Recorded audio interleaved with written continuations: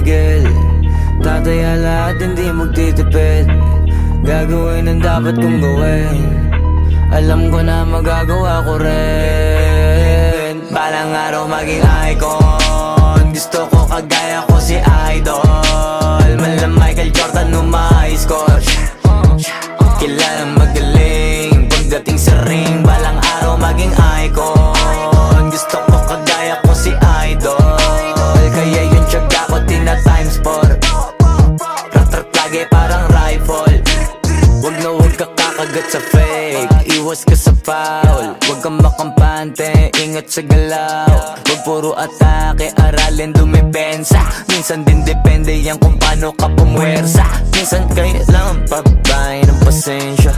Isa yan sa mga pangunahing diferensya. Pag natambakan ka na doon ka mag-apit. Pero pag nakalaman ka na nakakampante, sana kuha mo yung punto.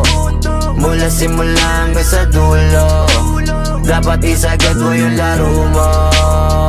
Dapat lagi nakatuto kada minuto. Balang araw maging icon. Gusto ko kagaya ko si Idol. Malam Michael Jordan nung ma-high score. Kilalang magaling pagdating sa ring. Balang araw maging icon. Gusto ko kagaya ko si Idol. Kaya yung tiyaga ko tina-times 4. Rat-rat lagi parang rifle. Kasama na sa laro, natural lang madapa. Natural lang matalisod, natural mabutata. Di ka dapat atitina, di ka dapat mauga. Di ka dapat ang ihina, di nila pwede makita. Kung matalo manalo, hanapin kung saan ka mali. Para malaman mo rin kung saan mo kailangan magbawi. Yung pinakamagaling na ikaw, paano palabasin? Dapat ay wala kang pagkakataon na palalapasin. Bawal malambot na binte, kailangan buuan dibdib.